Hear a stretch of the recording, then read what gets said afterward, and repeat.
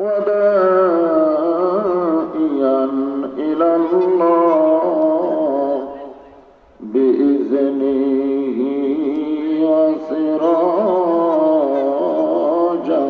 منيرا. فقد قال الله تعالى في كلامه المجيد والفرقان الحميد।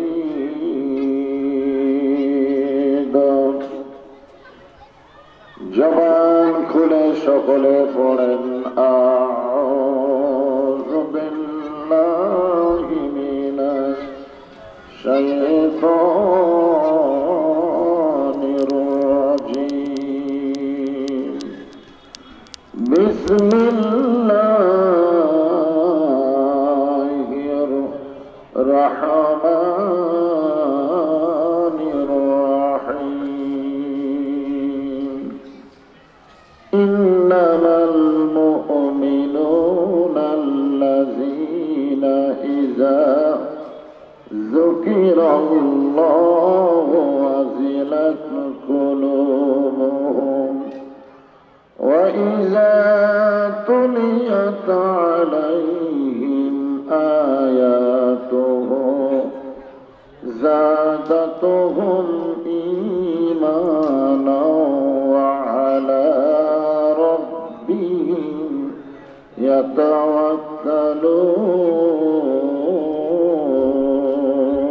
يتوكلون. إن الله وملائكته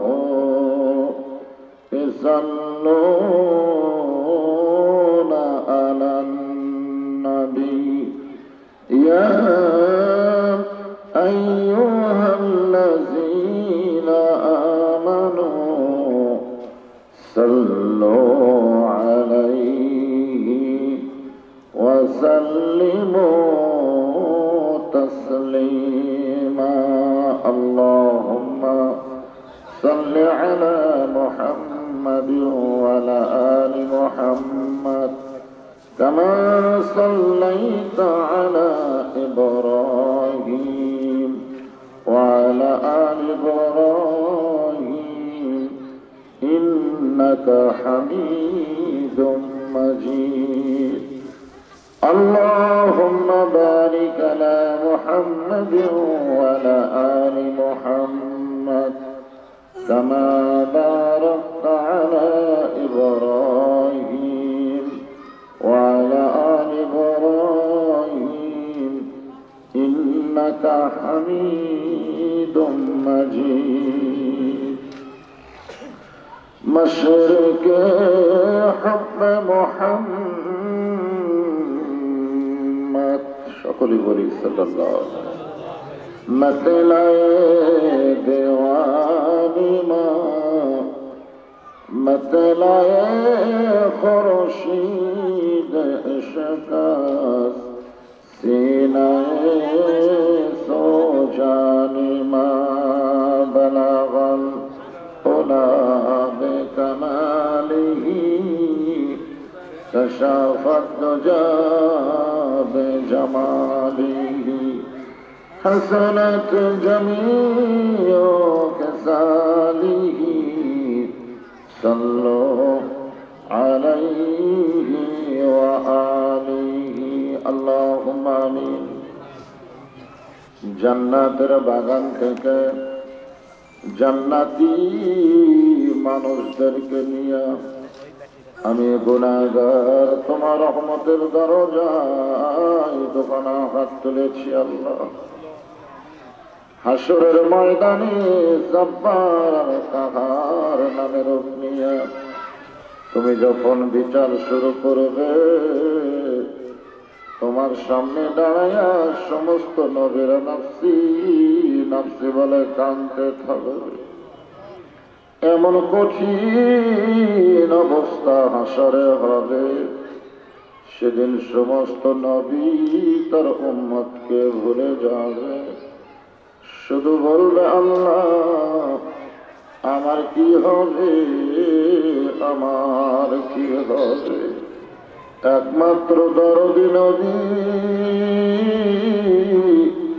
শাফাতের কান্ডারি, ইয়া রব্বি হাবলি উম্মতি বলে সেজদায় পড়ে যায়। সেই কঠিন মুসিবতের সময় আজকের এই মাহফিলকে ওসিলা করে আমাদের সবাইকে রাসূলের উম্মতের কাতারে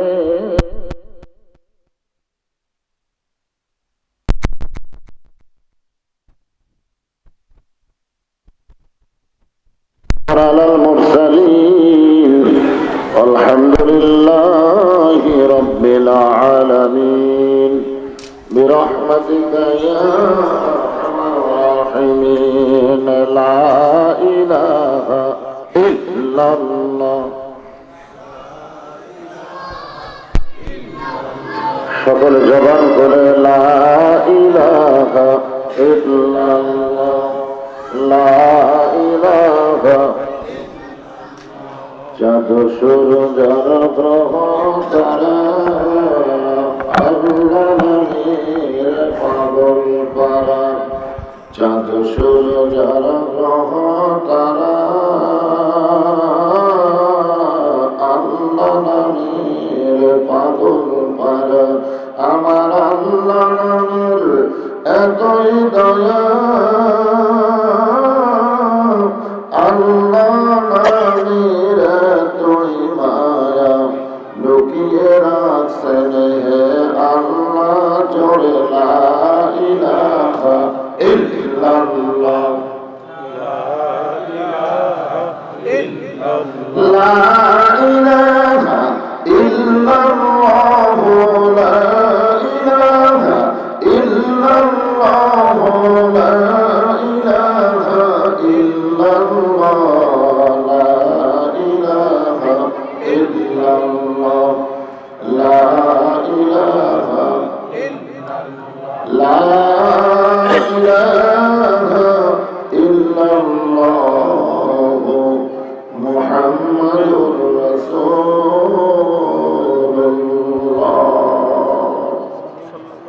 সকলে রাসূলের মহব্বতে জবান করে বলি সাল্লাল্লাহু আলাইহি ওয়াসাল্লাম। নুরানি মূল নিশিন্দারা খাপড়া পটনাবাড়ি মাদ্রাসা কমিটি কর্তৃক আয়োজিত আজকের এই বিরাট ওয়াজ মাহফিল এবং দোয়ার মাহফিলে আল্লাহ তাআলা যাদেরকে সম্মানিত সভাপতির আসনে কবুল করেছেন,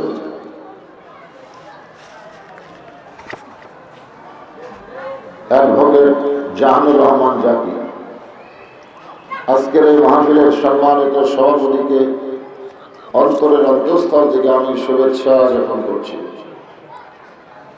আজকের এই মাহফিলের সম্মানিত উলামায়ে কিরাম, আমার সামনে আপনাদের মাঝে মাঝে যারা বসে আছেন, মঞ্চে বলিষ্ঠ আছেন এবং আমার পরে যে সমস্ত বক্তাগণ আপনাদের সামনে আলোচনা করবেন, আমি সকলকেই অন্তরের অন্তঃস্থল থেকে শুভেচ্ছা জ্ঞাপন করছি।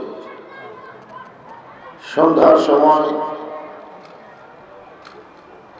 একটা ফজিলতের সময়, বলেন সুবহানাল্লাহ। এই সময় আল্লাহ তাআলা যেনাদেরকে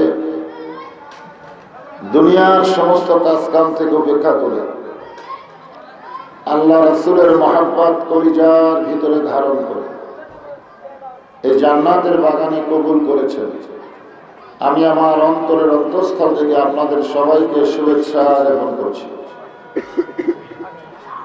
পর্দার অন্তরালে যে সমস্ত মা বোনেরা অধীর আগ্রহে বসে বসে আলোচনা শুনতেছেন, আমি সম্মানিত মা বোনদেরকে শুভেচ্ছা জ্ঞাপন করি। এই মুহূর্তে জানতে চাচ্ছি আপনারা সকলে কেমন আছেন? আলহামদুলিল্লাহি রাব্বিল আলামিন।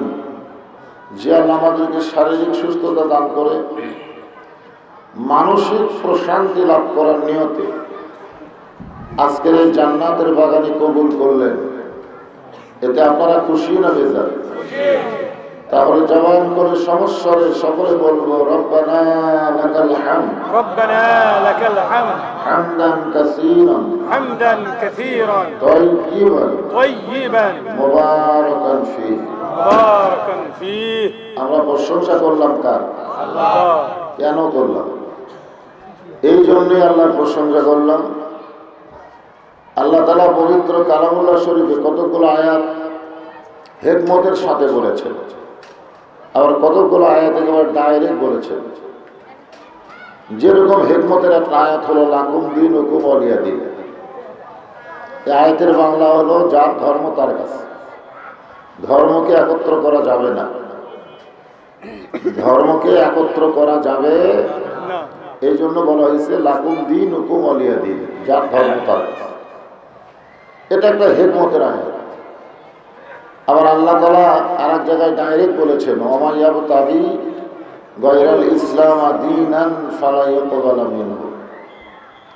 এখানে আল্লাহ সরাসরি বলেছেন ইসলাম ছাড়া অন্য কোনো ধর্ম কেউ যদি গ্রহণ করে বা অন্য কোনো ধর্ম কেউ যদি অন্বেষণ করে, আল্লাহ বলেছেন সেইটা কবুল করা হবে না।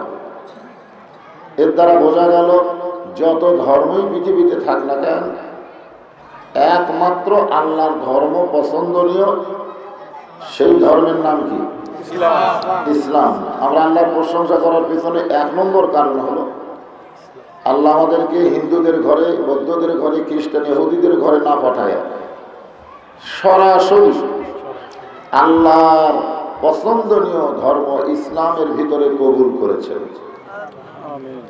খুশি না বেজার? কারণ পাঠানোর দায়িত্ব কার?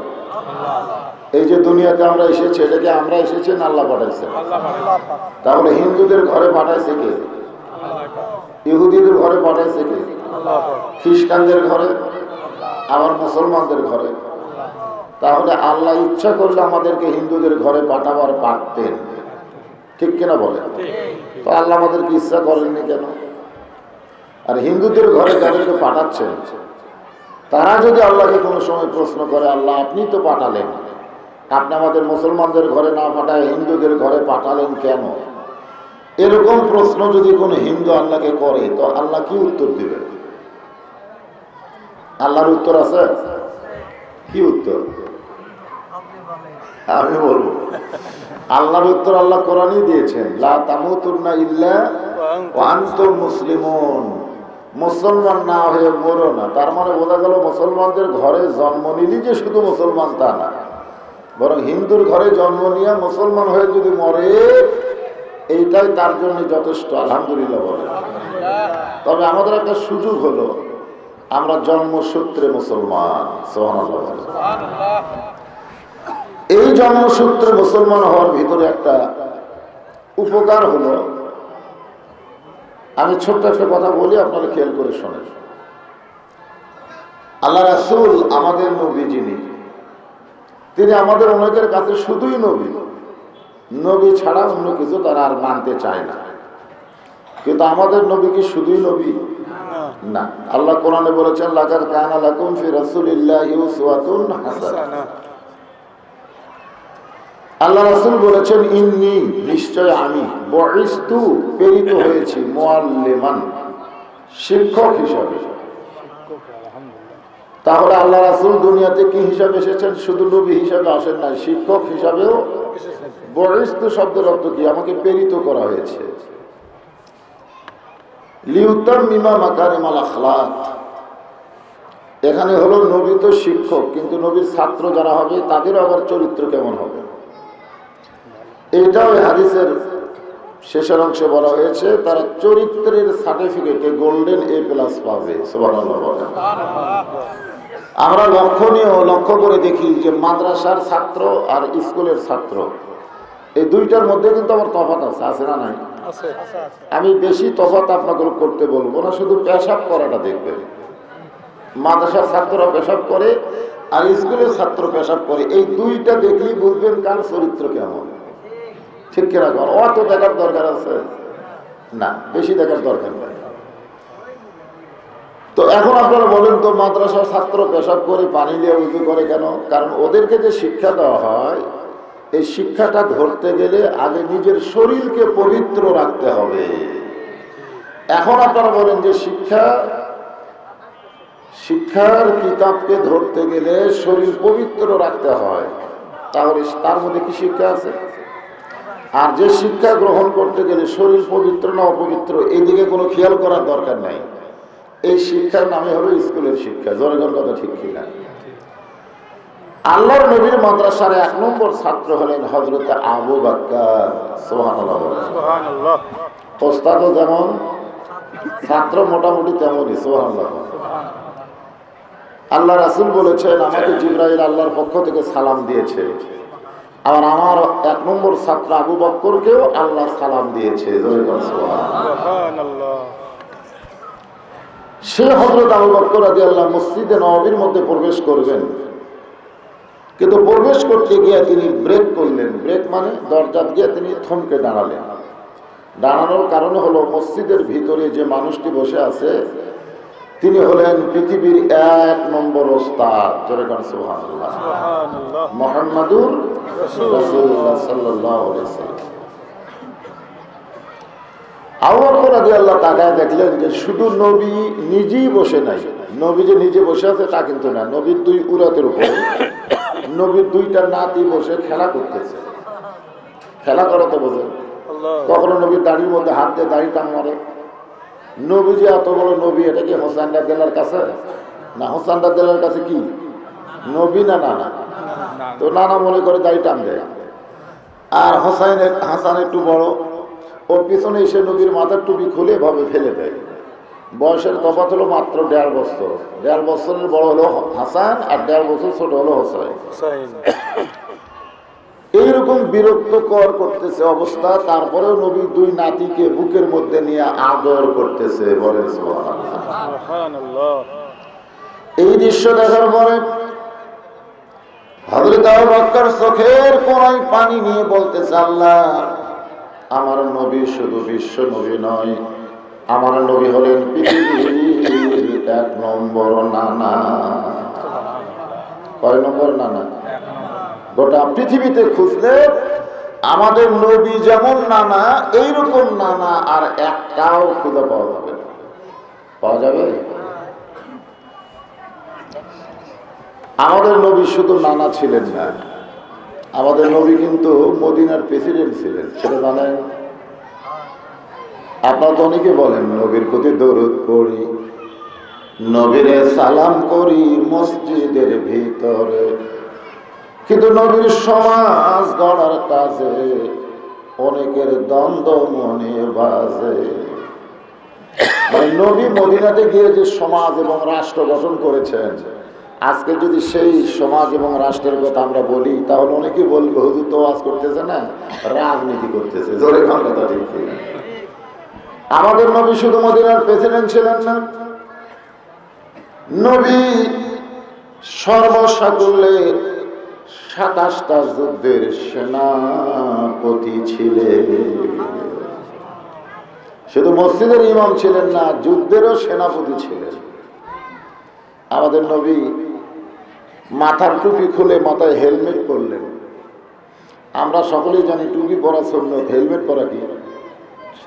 যুদ্ধের ময়দানে মাথায় হেলমেট পরলেন। পরনের সুন্নতি পোশাক যেটা আমরা বলি জুব্বা, এইটা খুলে নবী সৈনিকের পোশাক পরলেন। হাতে তরবারে ঢাল নিয়ে ঘোড়ার পিঠে চলে যখন বদরের দিকে রওনা দেয়, সাহাবীরা বললেন, ইয়া রাসূলুল্লাহ। নবী বললেন, আমি শুধু আল্লাহর নবী নই, আমি হলাম বাতিলের বিরুদ্ধে হকের পক্ষে আল্লাহর সেনাপতি। কি বুঝলেন? বাতিলের পক্ষে না বিপক্ষে? বাতিলের বিপক্ষে, হকের পক্ষে। বাতিলের বিপক্ষে, হকের পক্ষে আমাদের নবী হলেন সেনাপতি। আর আমরা সেই নবীর শাফাত চাই, কিন্তু বাতিলকে নিয়ে বাঁচতে চাই। জোরে কথা ঠিক কিনা? অনেকেই বলে হুজুর বাতিলের সঙ্গে আপোষ না করলে বাঁচা যায়। আপনি যতই চেষ্টা করেন আপনি বাঁচতে পারবেন না। কারণ বাংলাদেশে 3টা রহমান ক্ষমতার থাকা অবস্থায় মারা গেছে। একটা হলো বঙ্গবন্ধু শেখ মুজিবুর রহমান, একটা জিয়াউর রহমান আর একটা জিল্লুর রহমান। এই 3 জন কিন্তু প্রেসিডেন্ট থাকা অবস্থায় মারা গেছে। তার মানে বোঝা গেল আমার শক্তি দিয়ে আমি বাঁচতে পারবো না যদি আল্লাহ আমাকে না বাঁচায়। জোরে কোন কথা ঠিক কিনা? তাহলে আমি যতই চেষ্টা করি আমি বাঁচতে পারবো? কথা বলেন না কেন, বাঁচতে পারবো? এই জন্য আল্লাহ বললেন আল্লাযী খালাকাল মাউতা ওয়াল হায়াতা লিয়াবলুয়াকুম আইয়ুকুম আহসানু আমালান ওয়া হুয়াল আজিজুল গফুর। মৃত্যু এবং হায়াতকে সৃষ্টি করেছেন কে? কেন করেছেন? লিয়াবলুয়াকুম মানে কি? তোমাদেরকে পরীক্ষা করা হবে। আমরা যারা দুনিয়াতে এসেছি আমাদের সামনে মৃত্যু আছে না নাই? দরকার আছে না? পিছনে না সামনে? মৃত্যুকে পিছনে ফালাইয়া কেউ সামনে যাবার পারবে? এরকম ক্ষমতা কারো আছে? কারো নাই। আজকে এই জিনিসটা আমাদের খেয়াল করতে হবে। আমরা যারা দুনিয়াতে বাংলাদেশে বিশেষ করে বাঁচে আছি তারা কিন্তু আপোষ করেই বাঁচে আছি। কার সাথে? আল্লাহর সাথে আপোষ। আমি কারো নাম নিতে বলবো না, বাতিল বললে কোনো অসুবিধা নাই, বাতিল বললে কোনো অসুবিধা নাই, নাম লেওয়া লাগবে কেন? আল্লাহ তো কোরআনে বলেছেন উদউ ইলা সাবিলি রাব্বিকা বিল হিকমা। তো সেই জন্য আমাদেরকে হিকমত অবলম্বন করা লাগবে। ডাইরেক্ট কোনো নাম নেওয়ার দরকার নাই, আপনারা এমনি বুঝতে পারবেন। এমন সময় হযরত ওমর মসজিদের মধ্যে প্রবেশ করবেন, কিন্তু দরজায় হযরত আবু বকরকে দেখি চমকে উঠে বললেন, ভাই 1 নম্বর মুসল্লি এখন পর্যন্ত ভিতরে না ঢুকে দরজা কেন জানতে চাই? আপনি হলেন 1 নম্বর, আপনি ভিতরে না গিয়ে দরজা কেন? আবু বকর বলেন, ওমর তাকায় দেখো। হযরত ওমর ফারুক তাকায় বললেন, এই 2টা সন্তান বড় বেদব হয়ে গেছে, এরা সব সময় নবীর কষ্ট দেয়। দাড়ি ধরে টান মারে, মাথার টুপি ফেলে দেওয়া, এটা কি আদবি না বেদবি? বেদবি না? আমাদের চোখে কি দেখতেছে? দাড়ির টান মারে, টুপি খুলে ফেলে দেয়। এই জন্য ওমর ফারুক বুঝতেছেন না, ওমর ফারুক, ডিগ্রিটা ফারুক, খুব খেয়াল করবেন। উনি এই টেলিভিশনে দেখতে পারেন না। এই জন্যই বলেছেন এই 2টা সন্তান বড় বেদব হয়ে গেছে, আর সব সময় নবীকে কষ্ট দেয়। এই কথা শোনার পরে হয়তো আবু বকর সঙ্গে সঙ্গে এভাবে আঙ্গুল তুললেন, এভাবে শাহাদত আঙ্গুলিতে বললেন, ও যে কথা একবার বলেছ এই কথা আর দ্বিতীয়বার বলো না। মাইকের সাউন্ড ভম হয়ে গেল, বেশি হয়ে গেল, কমে গেল। সাউন্ড বেশি দিলে মানুষ শুনতে পায়, এটা কেমন কথা? জোরে বললে সবাই বলে চিল্লাস কেন, আর আস্তে বললে কই ম্যান ম্যান করিস কেন। তার মানে জোরেও ভালো না, আস্তেও না, বরং মাঝামাঝি সাউন্ডটা হয় মাঝামাঝি। খেয়াল করছেন আবু বকর ভাবে কি তুলছেন? আঙ্গুল তুলে বলছেন, ওমর যেই কথা একবার বলেছ এ কথার দ্বিতীয়বার বলো না। ওমর ফারুক 2 ধাপ পিছনে গেছে। পিছনে যাওয়ার কারণ হলো নরম মানুষ গরম হচ্ছে। আপনারা বলেন তো, নরম মানুষ যদি হঠাৎ গরম হয় তাকে কিন্তু ঠান্ডা করা খুব কঠিন। আমাদের বাংলাদেশের মুসলমানেরা হলো নরম মানুষ। জোরে কোন কি মানুষ? যদি হঠাৎ কোনো সময় গরম হয়, যেমন 71-এ গরম হয়েছিল, 90-এ গরম হয়েছিল, এরপর থেকে আপাতত আর গরম হচ্ছে না, খালি নরম অবস্থায় আছে। তবে সামনে গরম হবে, হবে হবে। তার একটা সিমটম বোঝা যাচ্ছে আর কি। আমরা তো গোটা বাংলাদেশ ঘুরি, কিছু কিছু বোঝা যাচ্ছে যে নরম বোধহয় গরম হতে পারে, এরকম একটা ভাব দেখা যাচ্ছে। ওমর ফারুক আবু বকর হয়, আপনি এত নরম মানুষ গরম হলেন কেন? কারণ আল্লাহর নবী বলেছেন আমার 4 জন সাহাবী হলো 1 নম্বর।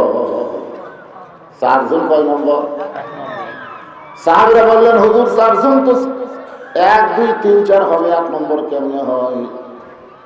রাসূল বললেন, নরমে 1 নম্বর ওমর, নরমে 1 নম্বর আবু বকর, গরমে 1 নম্বর ওমর, আর সম্পদে 1 নম্বর ওসমান, আর জ্ঞানে 1 নম্বর আলী। তাহলে 4 জন কয় নম্বর? এক একজন এক এক দিক দিয়ে 1 নম্বর।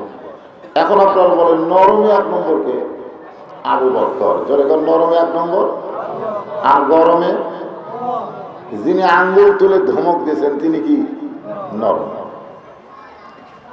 আবু বকর বলেন ওমর সব সময় নরম থাকা জায়েজ নাই, মাঝে মধ্যে নরমকেও গরম হতে হয়।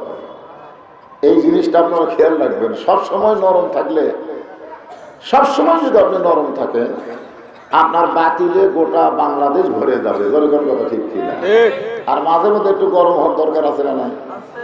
আপনি কারবালা মসজিদে এশার নামাজ পড়লেন, সামনে কাতারে, আপনি নরম মানুষ, কিন্তু নামাজ পড়ে বাড়িতে যেই গেলেন, আপনার বাসার ভিতর থেকে হিন্দু করে পূজার বাদ্য শোনা যায়। কিন্তু আমি নামাজ পড়লাম মসজিদে, আমার বাসায় হিন্দুর পূজার বাদ্য কেন? আপনি এক ঘরে যাই দেখতেছেন আপনার বউ আর মেয়ে ভারতের স্টার জলসা দেখতেছে। জনগণ কি দেখতেছে? আর এই স্টার জলসা দেখার কারণে হিন্দুদের পূজার নাটকে পূজার বাদ্য লোলো করে বাজতেছে। আপনি এখন বলেন ওই সময় কি আপনি নরম থাকলে আপনার ঈমান থাকবে? আপনি যতই নামাজ পড়েন ওই সময় আপনাকে গরম হতে হবে। কি গরম হবেন? লাঠি দিয়ে না, গরম হওয়ারও সাইজ আছে। দরকার আছে না? নাই, সাইজ আছে। আপনি ওই সময় গরম হইয়া আপনার বউকে বোঝানোর চেষ্টা করবেন ৭১ সালে এই দেশকে স্বাধীন করেছি ৩০ লক্ষ প্রাণের বিনিময়ে, আর সেই দেশের চ্যানেল বাদ দিয়া ভারতের চ্যানেল দেখিস কেন? ভারতের চ্যানেল যেরকম কি আর চ্যানেল? আমাদের মেয়ে মানুষগুলো ভারতের দখলে চলে গেছে। আমরা যতই চেষ্টা করি এটিএন বাংলা চ্যানেল এগুলো চ্যানেল আর আমরা দেখাবার পারি না। দেখাবার যদি চাই ওরা ঘরের মধ্যে আর থাকে না। আর ওরা যখন ঘরে থাকে তখন এই 2 চ্যানেল স্টার জলসার জি বাংলা ছাড়া দেখেও না। আমি হিসাব করে দেখলাম মা বোনেরা ভারতের দখলে চলে গেছে। আমাদের ছেলেগুলো আবার এই ফেন্সি ডিলারে ইয়াবা দিয়া এরাও ভারতের দখলে চলে যাচ্ছে। দরকার কথা ঠিক। তাহলে যুবকও শেষ, মেয়েও শেষ, মাঝখানতে আমরা বুড়া কয়টা? আমরা বুড়া কয়টা বাংলাদেশি? আর সব হয়ে গেছে। হয়তো বলবেন হুজুর অসুবিধা কি? ওরা তো আমাদের প্রতিবেশী।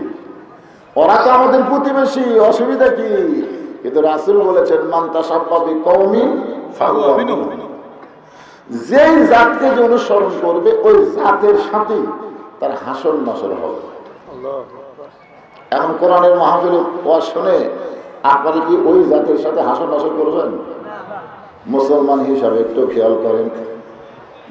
আবু বকর বলে ওমর তুমি যে 2টা সন্তানকে বেয়াদব বলতেছো এদেরকে তুমি চিনোই না। উমর ফারুক মুস্কি মুস্কি হাসার বলে এই 2 জনকে চিনব না কেন? এরা হলো আলিয়া আর ফাতেমার সন্তান। উমর ফারুক বলতে পারতেন এরা 2 জন আলীর সন্তান, এটা কিন্তু বলতে পারতেন। এটা বললে কি পরিচয় হতো না? আপনাদের কি মনে হয় এই হাসান হোসাইন হযরত আলীর সন্তান, পরিচয় হতো না? কিন্তু উমর ফারুক শুধু আলী বললেন না, আলী আর ফাতেমার সন্তান বলার কারণ হলো সন্তান শুধু বাবার না, সন্তানের ব্যাপারে মায়ের সবচাইতে বড় অবদান। করে কোন কথা ঠিক কি না? বাবার কি? বাবা আনন্দে মাতিয়া সাগরে ভাসাইয়া সেই যে চইলা যায় খবর লয় না। মাজন ধরিয়া উদরে কত যতন করে 10 মাস পরে পায় প্রসবের বেদনা। এমন দরদি ভাবে কেউ হবে না আমার মা, মা গো। আজকে যে সন্তানেরা নামাজ পড়ে না, রোজা করে না, এটা কার দোষ? বাপের দোষ? বাপের দোষ না।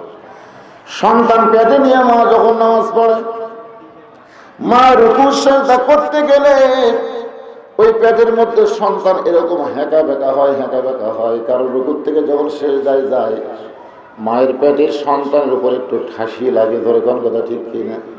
ফেরেশতা বলে আল্লাহ এত কষ্ট করে তোমার বান্দি নামাজ পড়ে, পেটের ভিতরেও বাচ্চাটা হাঁকামাকা হয়।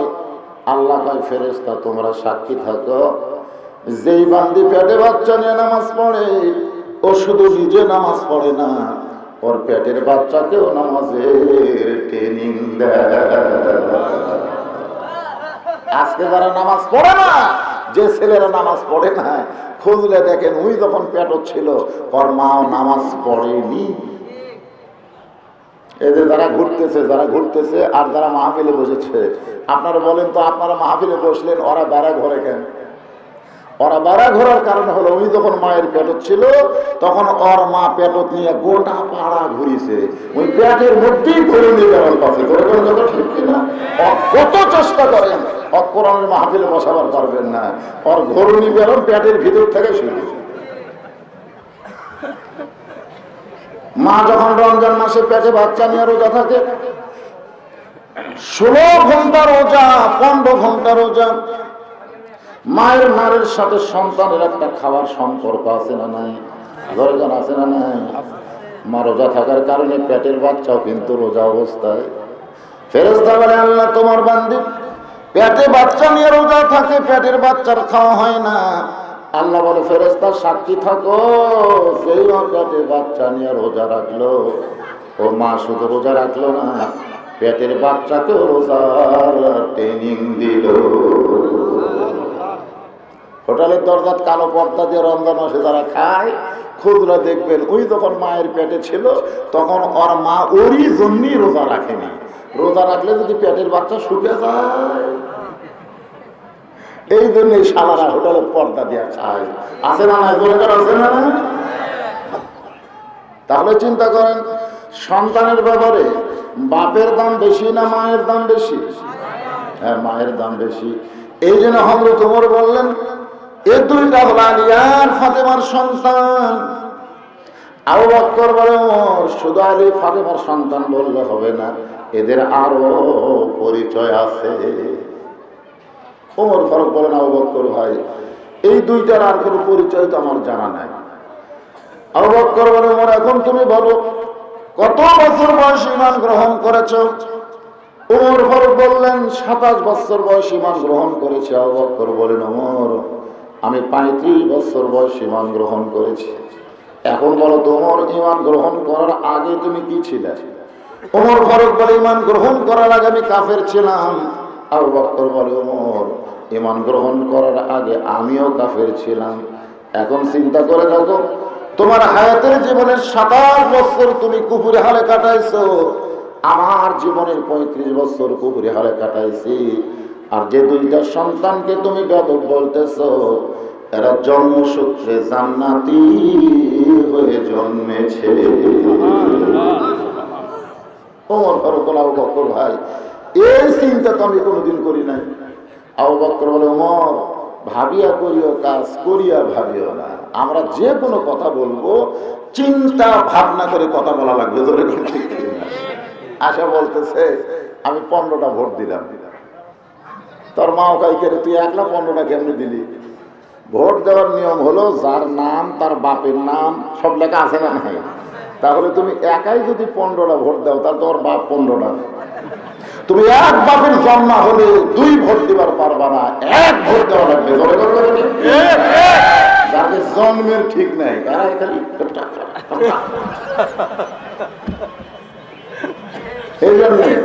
এই জন্য ভাবিয়া করিও কাজ, কথা কম, ভাবিয়া করিও কাজ, করিয়া ভাবিও না।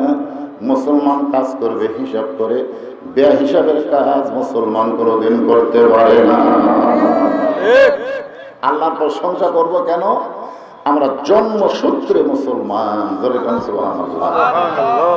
আমরা দরুদ ও সালাম পেশ করছি এমন একজন মহামানব, আপনারা চিনেন?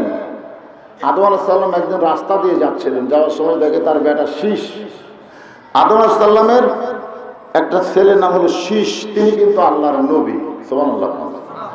মা হওয়ার পেট থেকে যত সন্তান দুনিয়াতে এসেছে, মা হওয়ার পেট থেকে, তার মধ্যে নবী মাত্র একজন। কয়জন নবী? একজন। সেই নবীর নাম কি? শীষ আলাইহিস সালাম। উনি রাস্তায় বসে আছে, তো আদম আলাইহিস সালাম বলেন, বাজান বসে আছিস, ব্যাপার কি? বলে, আব্বা আমার ভিতরে একটু ভাব হচ্ছে। ভাব ভাব বোঝেন না? ভাব এখন অনেকে ভাবে নাই, মশা নিয়ে ঘুরতেছে, মশা নিয়ে ঘুরতেছে, এটা নাম হলো ভাব।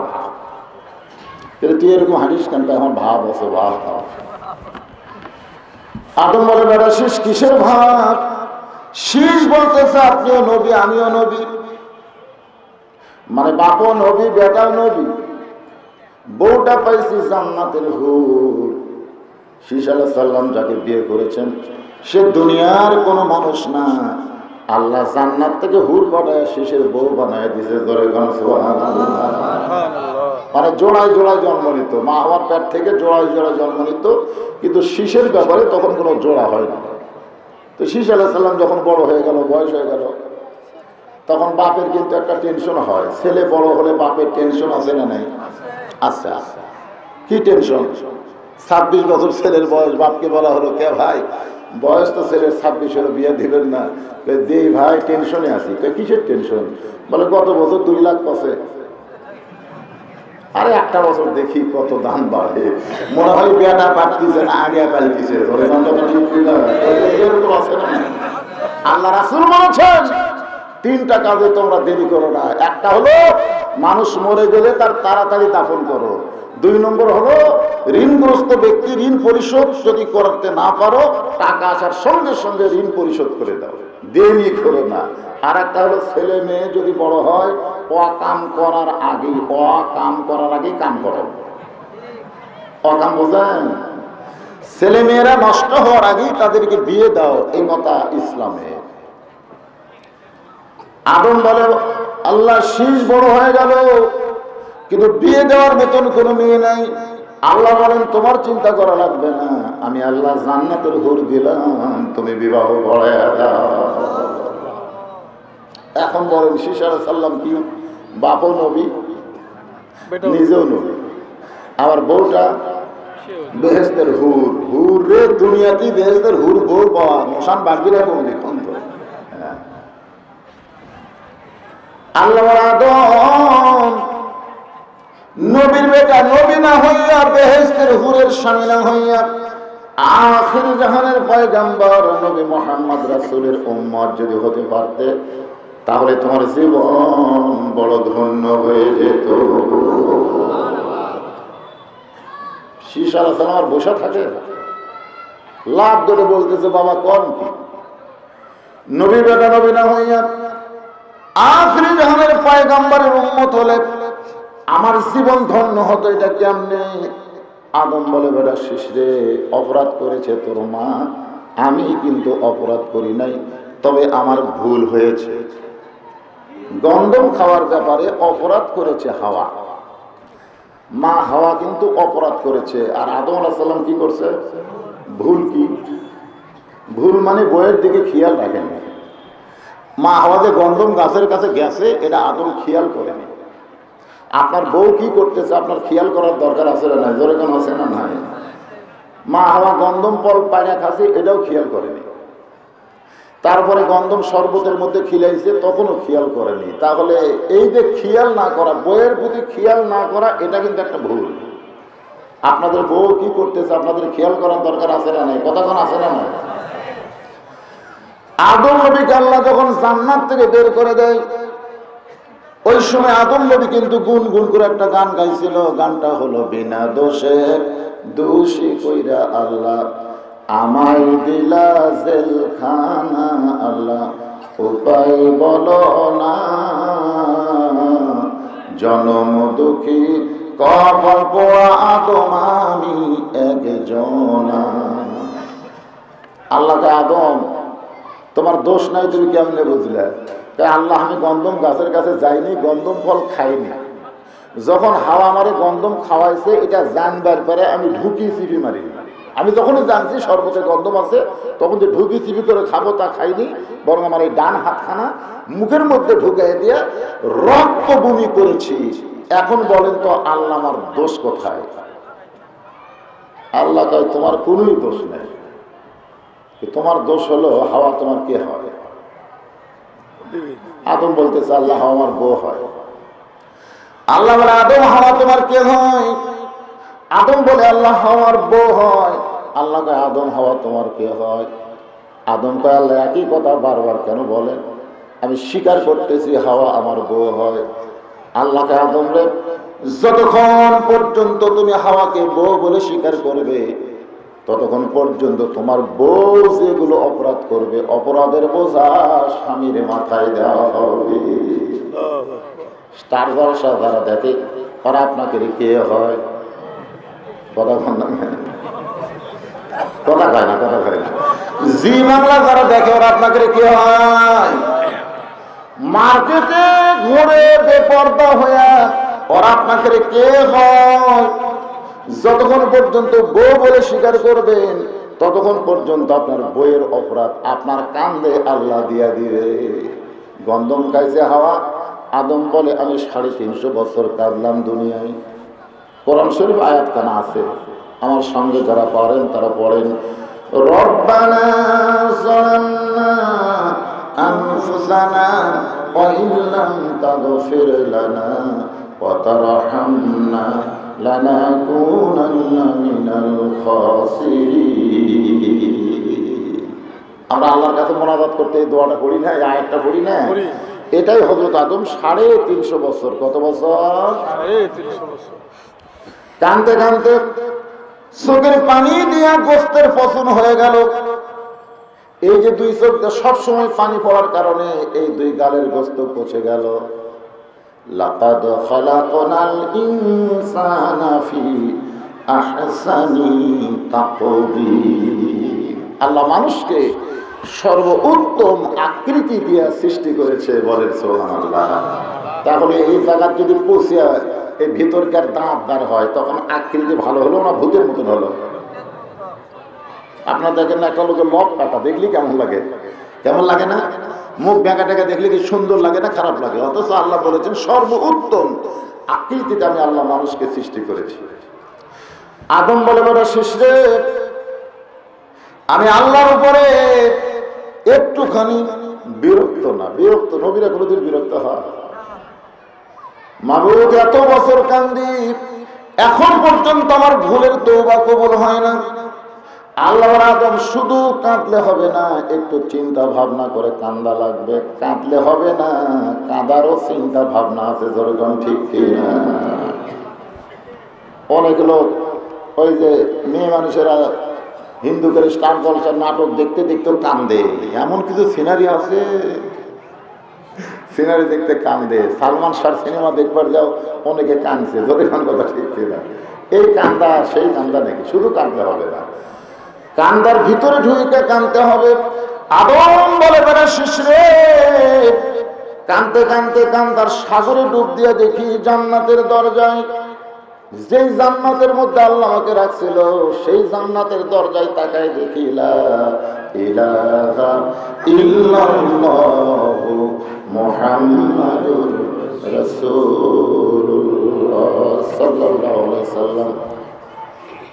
আদম বলে আল্লাহ 350 বছর রব্বানা যালামনা বলে লা ইলাহা ইল্লাল্লাহর কাছে কাঁদলাম, আমার তওবা কবুল হইল না।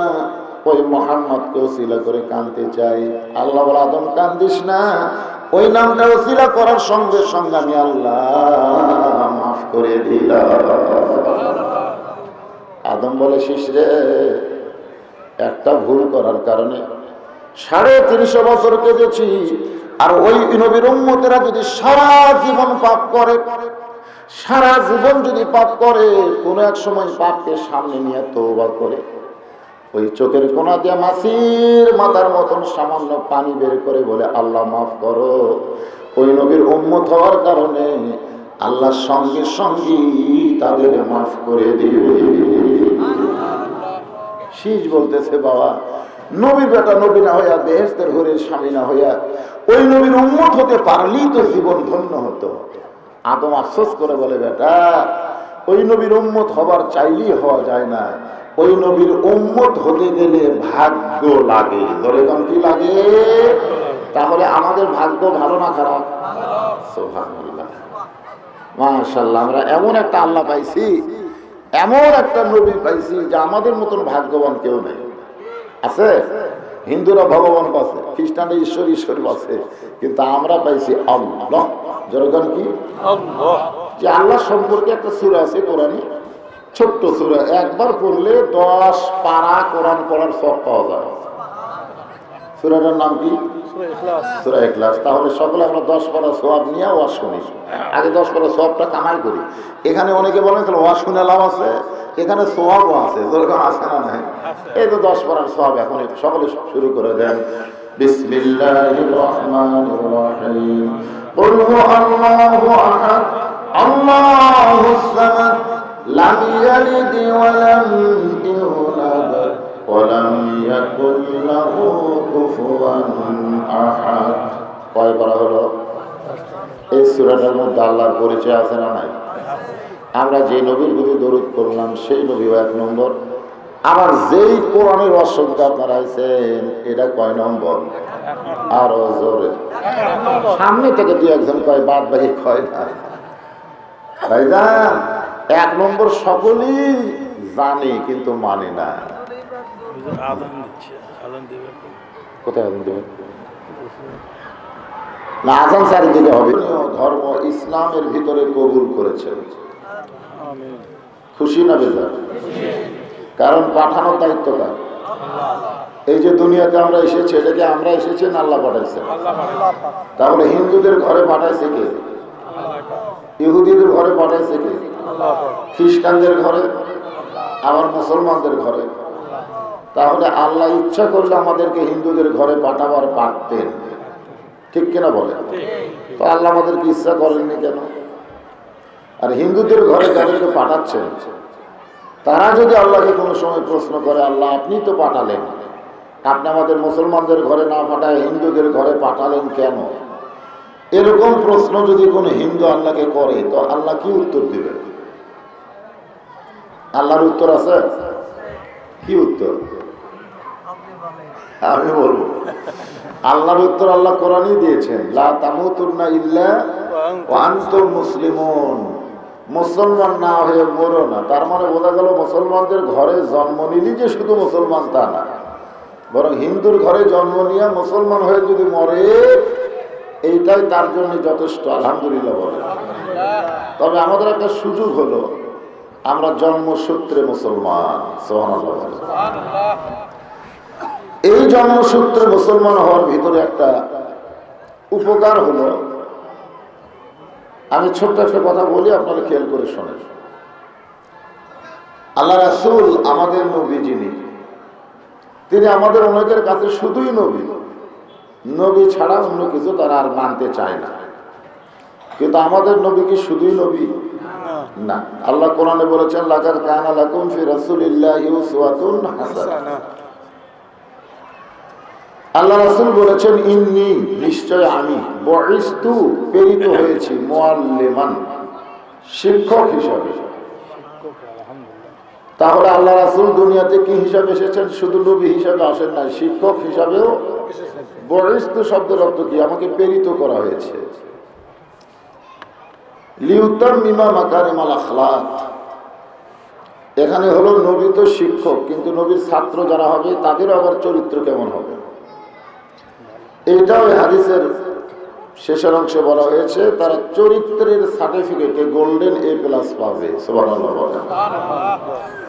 আমরা লক্ষ্য করে দেখি যে মাদ্রাসার ছাত্র আর স্কুলের ছাত্র, এই দুইটার মধ্যে কিন্তু আমার তফাৎ আছে, আছে না নাই? আমি বেশি তফাৎ আপনাকে করতে বলবো না, শুধু পেশাব করাটা দেখবেন। মাদ্রাসার ছাত্ররা পেশাব করে আর স্কুলের ছাত্র পেশাব করে, এই দুইটা দেখলেই বুঝবেন কার চরিত্র কেমন, ঠিক কিনা?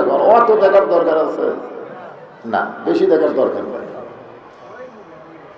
তো এখন আপনারা বলেন তো, মাদ্রাসার ছাত্র পেশাব করে পানি দিয়ে উজু করে কেন? কারণ ওদেরকে যে শিক্ষা দেওয়া হয়, এই শিক্ষাটা ধরতে গেলে আগে নিজের শরীরকে পবিত্র রাখতে হবে।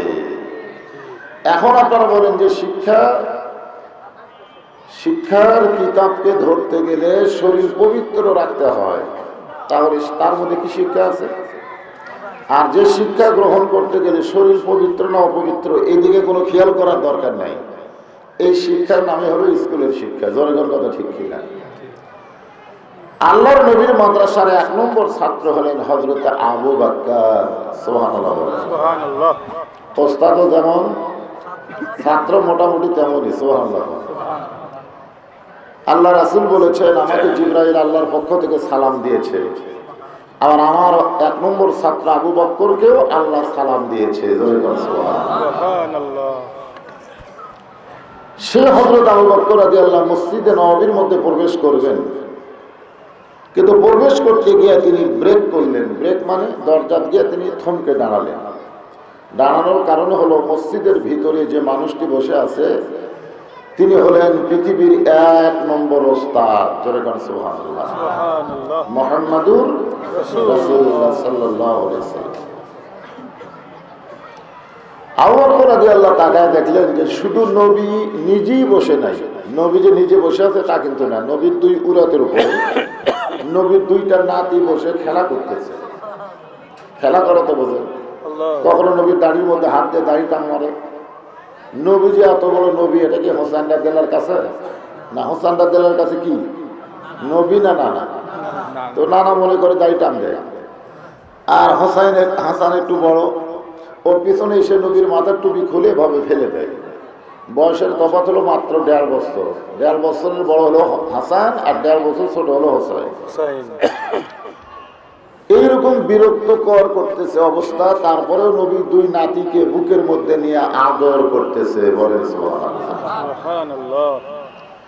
এই দৃশ্য দেখার পরে হযরত আবু বকর চোখের কোণায় পানি নিয়ে বলতেছে, আল্লাহ, আমার নবী শুধু বিশ্ব নবী নয়, আমার নবী হলেন পৃথিবীর 1 নম্বর নানা। কয় নম্বর নানা? গোটা পৃথিবীতে খুঁজলে আমাদের নবী যেমন নানা, এইরকম নানা আর একটাও খুঁজে পাওয়া যাবে না। পাওয়া যাবে? আমাদের নবী শুধু নানা ছিলেন না, আমাদের নবী কিন্তু মদিনার প্রেসিডেন্ট ছিলেন। সেটা জানেন? আপনারা তো অনেকে বলেন নবীর প্রতি দরুদ পড়ি, নবীরে সালাম করি মসজিদের ভিতরে, কিন্তু নবীর সমাজ গড়ার কাজে অনেকের দ্বন্দ্ব মনে বাজে। নবী মদিনাতে গিয়ে যে সমাজ এবং রাষ্ট্র গঠন করেছেন, আজকে যদি সেই সমাজ এবং রাষ্ট্রের কথা আমরা বলি, তাহলে অনেকে বলবে হুজুর তো ওয়াজ করতেছে না, রাজনীতি করতেছে। জোরে খান কথা ঠিক। আমাদের নবী শুধু মদিনার প্রেসিডেন্ট ছিলেন না, নবী সর্বসাকুল্যে 27টা যুদ্ধের সেনাপতি ছিলেন। শুধু মসজিদের ইমাম ছিলেন না, যুদ্ধেরও সেনাপতি ছিলেন। আমাদের নবী মাথার টুপি খুলে মাথায় হেলমেট পরলেন। আমরা সকলেই জানি টুপি পরা সুন্নাত, হেলমেট পরা কি না? যুদ্ধের ময়দানে মাথায় হেলমেট পরলেন। পরনের সুন্নতি পোশাক যেটা আমরা বলি জুব্বা, এইটা খুলে নবী সৈনিকের পোশাক পরলেন। হাতে তরবারি ঢাল নিয়ে ঘোড়ার পিঠে চড়ে যখন বদরের দিকে রওনা দেয়, সাহাবীরা বললেন, ইয়া রাসূলুল্লাহ। নবী বললেন, আমি শুধু আল্লাহর নবী নই, আমি হলাম বাতিলের বিরুদ্ধে হকের পক্ষে আল্লাহর সেনাপতি। কি বুঝলেন? বাতিলের পক্ষে না বিপক্ষে? বাতিলের বিপক্ষে, হকের পক্ষে। বাতিলের বিপক্ষে, হকের পক্ষে আমাদের নবী হলেন সেনাপতি। আর আমরা সেই নবীর শাফাত চাই, কিন্তু বাতিলকে নিয়ে বাঁচতে চাই। জোরে কথা ঠিক কিনা? অনেকেই বলে হুজুর বাতিলের সঙ্গে আপোষ না করলে বাঁচা যায়। আপনি যতই চেষ্টা করেন আপনি বাঁচতে পারবেন না। কারণ বাংলাদেশে 3টা রহমান ক্ষমতার থাকা অবস্থায় মারা গেছে। একটা হলো বঙ্গবন্ধু শেখ মুজিবুর রহমান, একটা জিয়াউর রহমান, আর একটা জিল্লুর রহমান। এই 3 জন কিন্তু প্রেসিডেন্ট থাকা অবস্থায় মারা গেছে। তার মানে বোঝা গেল আমার শক্তি দিয়ে আমি বাঁচতে পারবো না যদি আল্লাহ আমাকে না বাঁচায়। জোরে কোন কথা ঠিক কিনা? তাহলে আমি যতই চেষ্টা করি আমি বাঁচতে পারবো? কথা বলেন না কেন? বাঁচতে পারবো? এই জন্য আল্লাহ বললেন, আল্লাযী খালাকাল মাউতা ওয়াল হায়াতা লিয়াবলুয়াকুম أيكم أحسن عملا وهو العزيز الغفور। মৃত্যু এবং হায়াতকে সৃষ্টি করেছেন কে? কেন করেছেন? লিয়াবলুয়াকুম মানে কি? তোমাদেরকে পরীক্ষা করা হবে। আমরা যারা দুনিয়াতে এসেছি আমাদের সামনে মৃত্যু আছে না নাই? দরকার আছে না? পিছনে না সামনে? মৃত্যুকে পিছনে ফালাইয়া কেউ সামনে যাবার পারবে? এরকম ক্ষমতা কারো আছে? কারো না। আজকে এই জিনিসটা আমাদের খেয়াল করতে হবে। আমরা যারা দুনিয়াতে বাংলাদেশে বিশেষ করে বাঁচে আছি তারা কিন্তু আপোষ করেই বাঁচে আছি। কার সাথে? আল্লাহর সাথে আপোষ। আমি কারো নাম নিতে বলবো না, বাতিল বললে কোনো অসুবিধা নাই, বাতিল বললে কোনো অসুবিধা নাই, নাম নেওয়া লাগবে কেন? আল্লাহ তো কোরআনে বলেছেন ও তো ইলা সাবিলি রাব্বিকা বিল হিকমা। তো সেই জন্য আমাদেরকে হিকমত অবলম্বন করা লাগবে। ডাইরেক্ট কোনো নাম নেওয়ার দরকার নাই, আপনারা এমনি বুঝতে পারবেন। এমন সময় হযরত ওমর মসজিদের মধ্যে প্রবেশ করবেন, কিন্তু দরজায় হযরত আবু বকরকে দেখি চমকে উঠে বললেন, ভাই 1 নম্বর মুসল্লি এখন পর্যন্ত ভিতরে না ঢুকে দরজা কেন জানতে চাই? আপনি হলেন 1 নম্বর, আপনি ভিতরে না গিয়ে দরজা কেন? আবু বকর বলেন, ওমর তাকায় দেখো। হযরত ওমর ফারুক তাকায় বললেন, এই 2টা সন্তান বড় বেদব হয়ে গেছে, এরা সব সময় নবীর কষ্ট দেয়। দাড়ি ধরে টান মারে, মাথার টুপি ফেলে দেওয়া, এটা কি আদবি না বেদবি? বেদবি না? আমাদের চোখে কি দেখতেছে? দাড়ি টান মারে, টুপি খুলে ফেলে দেয়। এই জন্য ওমর ফারুক বুঝতেছেন না, ওমর ফারুক ডিগ্রিটা ফারুক খুব খেয়াল করবেন। উনি এই টেলিভিশনে দেখতে পারেন না, এই জন্যই বলেছেন এই 2টা সন্তান বড় বেদব হয়ে গেছে, আর সব সময় নবীকে কষ্ট দেয়। এই কথা শোনার পরে হয়তো আবু বকর সঙ্গে সঙ্গে এভাবে আঙ্গুল তুললেন, এভাবে শাহাদত আঙ্গুলিতে বলল, ও যে কথা একবার বলেছ এই কথা আর দ্বিতীয়বার বলো না। মাইকের সাউন্ড ভম হয়ে গেল, বেশি হয়ে গেল, কমে গেল। সাউন্ড বেশি দিলে মানুষ শুনতে পায়, এটা কেমন কথা? জোরে বললে সবাই বলে সিরিয়াস কেস, আর আস্তে বললে কই ম্যান ম্যান করিস কেস। তার মানে জোরেও ভালো না, আস্তেও না, বরং মাঝামাঝি সাউন্ডটা হয় মাঝামাঝি। খেয়াল করছেন আবু বকর ভাবে কি তুলছেন? আঙ্গুল তুলে বলছেন, ওমর যেই কথা একবার বলেছ এ কথার দ্বিতীয়বার বলো না। ওমর ফারুক 2 ধাপ পিছনে গেছে। পিছনে যাওয়ার কারণ হলো নরম মানুষ গরম হচ্ছে। আপনারা বলেন তো, নরম মানুষ যদি হঠাৎ গরম হয় তাকে কিন্তু ঠান্ডা করা খুব কঠিন। আমাদের বাংলাদেশের মুসলমানেরা হলো নরম মানুষ। জরিগণ কি মানুষ? যদি হঠাৎ কোনো সময় গরম হয়, যেমন 71-এ গরম হয়েছিল, 90-এ গরম হয়েছিল, এরপর থেকে আপাতত আর গরম হচ্ছে না, খালি নরম অবস্থায় আছে। তবে সামনে গরম হবে, হবে হবে, তার একটা সিমটম বোঝা যাচ্ছে আর কি। আমরা তো গোটা বাংলাদেশ ঘুরি, কিছু কিছু বোঝা যাচ্ছে যে নরম বোধহয় গরম হতে পারে, এরকম একটা ভাব দেখা যাচ্ছে। ওমর ফারুক বকর হয়, আপনি এত নরম মানুষ গরম হলেন কেন? কারণ আল্লাহর নবী বলেছেন আমার 4 জন সাহাবী হলো 1 নম্বর। 4 জন কয় নম্বর? সাহাবীরা বললেন, হুজুর 4 জন তো 1 2 3 4 হবে, 1 নম্বর কেমনে হয়? রাসূল বললেন, নরমে 1 নম্বর ওমর, নরমে 1 নম্বর আবু বকর, গরমে 1 নম্বর ওমর, আর সম্পদে 1 নম্বর ওসমান, আর জ্ঞানে 1 নম্বর আলী। তাহলে 4 জন কয় নম্বর? এক একজন এক এক দিক দিয়ে 1 নম্বর। এখন আপনারা বলেন নরমে 1 নম্বর কে? আবু বকর। যখন নরমে 1 নম্বর, আর গরমে যিনি আঙ্গুল তুলে ধমক দিয়েছেন তিনি কি? নরম। আবু বকর বলেন, ওমর সব সময় নরম থাকা জায়েজ নাই, মাঝে মধ্যে নরমকেও গরম হতে হয়। এই জিনিসটা আপনারা খেয়াল রাখবেন। সব সময় নরম থাকলে, সব সময় যদি আপনি নরম থাকেন, আপনার বাতিলে গোটা বাংলাদেশ ভরে যাবে। জনগণ কথা ঠিক কিনা? আর মাঝে মধ্যে একটু গরম হওয়ার দরকার আছে না নাই? আপনি কারবালা মসজিদে এশার নামাজ পড়লেন, সামনে কাতারে, আপনি নরম মানুষ, কিন্তু নামাজ পড়ে বাড়িতে যেই গেলেন, আপনার বাসার ভিতর থেকে হিন্দু করে পূজার বাদ্য শোনা যায়। কিন্তু আমি নামাজ পড়লাম মসজিদে, আমার বাসায় হিন্দুর পূজার বাদ্য কেন?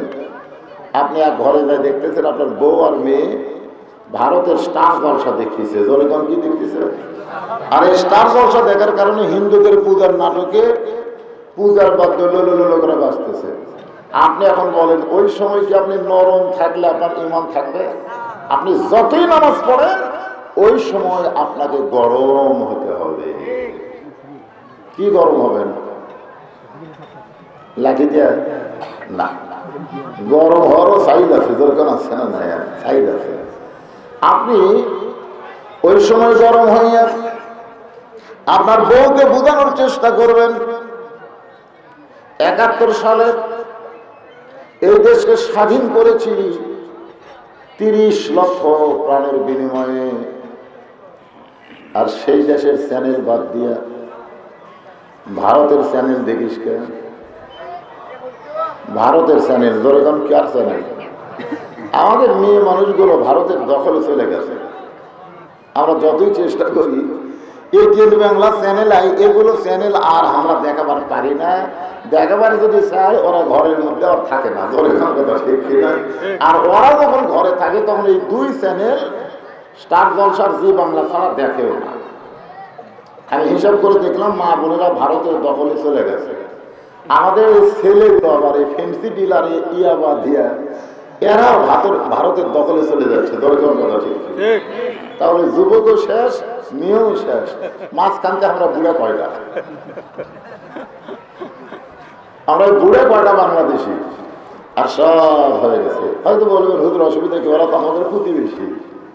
ওরা তো আমাদের প্রতিবেশী, অসুবিধা কি? কিন্তু রাসূল বলেছেন, মান তাশাব্বাহা বিকওমিন ফাহুয়া মিনহুম। যেই জাতকে যে অনুসরণ করবে, ওই জাতের সাথে তার হাসর নাসর হবে। এখন কোরআনের মাহফিলে ওয়াজ শুনে আপনারা কি ওই জাতের সাথে হাসর নাসর করবেন? মুসলমান হিসাবে একটু খেয়াল করেন। আবু বকর বলে, ওমর, তুমি যে দুইটা সন্তানকে বেদব বলতেছো, এদেরকে তুমি চিনোই না। উমর ফারুক মুস্কি মুস্কি হাসার বলে, এই দুইজনকে চিনবো না কেন? এরা হলো আলিয়া আর ফাতেমার সন্তান। উমর ফারুক বলতে পারতেন, এরা দুইজন আলীর সন্তান, এটা কিন্তু বলতে পারতেন। এটা বললে কি পরিচয় হতো না? আপনাদের কি মনে হয় এই হাসান হোসাইন হযরত আলীর সন্তান, পরিচয় হতো না? কিন্তু ওমর ফারুক শুধু আলী বললেন না, আলী আর ফাতেমার সন্তান বলার কারণ হলো, সন্তান শুধু বাবার না, সন্তানের ব্যাপারে মায়ের সবচাইতে বড় অবদান করে। কোন কথা ঠিক কি না? বাবার কি? বাবা আনন্দে মাতিয়া সাগরে ভাসাইয়া সেই যে চইলা যায়, খবর লয় না। মাজন ধরিয়া উদরে কত যতন করে, 10 মাস পরে পায় প্রসবের বেদনা। এমন দরদি হবে কেউ হবে না আমার মা, মা গো। আজকে যে সন্তানেরা নামাজ পড়ে না, রোজা করে না, এটা কার দোষ? বাপের দোষ? বাপের দোষ না। সন্তান পেটে নিয়ে মা যখন নামাজ পড়ে, মা রুকু সিজদা করতে গেলে ওই পেটের মধ্যে সন্তান এরকম হেঁকা বেঁকা হয়, হেঁকা বেঁকা হয়। কারণ রুকু থেকে যখন সিজদায় যায়, মায়ের পেটের সন্তানের উপর একটু ঠাসি লাগে। ধরে কোন কথা ঠিক কিনা? ফেরেশতা বলে, আল্লাহ, এত কষ্ট করে তোমার বান্দি নামাজ পড়ে, পেটের ভিতরেও বাচ্চাটা হেঁকা বেঁকা হয়। আল্লাহ কয়, ফেরেশতা তোমরা সাক্ষী থাকো, যেই বান্দি পেটে বাচ্চা নিয়ে নামাজ পড়ে, ও শুধু নিজে নামাজ পড়ে না, ওর পেটের বাচ্চাকেও নামাজের ট্রেনিং দেয়। আজকে যারা নামাজ পড়ে না, যে ছেলেরা নামাজ পড়ে না, খুঁজলে দেখেন ওই যখন পেটত ছিল ওর মাও নামাজ পড়েনি। এই যে যারা ঘুরতেছে আর যারা মাহফিলে বসেছে, আপনারা বলেন তো, আপনারা মাহফিলে বসলেন, ওরা বেড়া ঘরে কেন? ওরা বেড়া ঘোরার কারণ হলো ওই যখন মায়ের পেটত ছিল তখন ওর মা পেটত নিয়ে গোটা পাড়া ঘুরিছে, ওই পেটের মধ্যেই ঘুরুনি বেড়াল পাশে করে করে কথা ঠিক কিনা?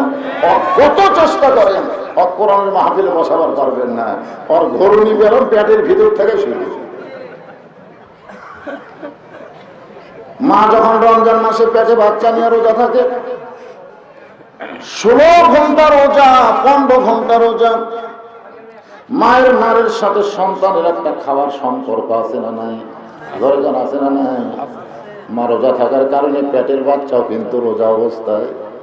ফেরেশতা বলে, আল্লাহ তোমার বান্দি পেটে বাচ্চা নিয়ে রোজা থাকে, পেটের বাচ্চার খাওয়া হয় না। আল্লাহ বলে, ফেরেশতা সাক্ষী থাকো, সেই পেটে বাচ্চা নিয়ে রোজা রাখলো, ও মা শুধু রোজা রাখলো না, পেটের বাচ্চাকেও রোজার ট্রেনিং দিল। হোটেলের দরজাত কালো পর্দা দিয়ে রমজান মাসে যারা খায়, খুচরা দেখবেন ওই যখন মায়ের পেটে ছিল তখন ওর মা ওরই জন্যই রোজা রাখেনি। রোজা রাখলে যদি পেটের বাচ্চা শুকে যায়, এই জন্যই সালারা হোটেলের পর্দা দিয়ে খায়। আছে না নাই? দরকার আছে না? তাহলে চিন্তা করেন, সন্তানের ব্যাপারে বাপের দাম বেশি না মায়ের দাম বেশি? হ্যাঁ, মায়ের দাম বেশি।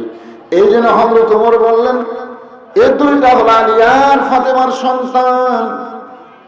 আবু বকর বলে, ওমর শুধু আলী ফাতেমার সন্তান বললে হবে না, এদের আরো পরিচয় আছে।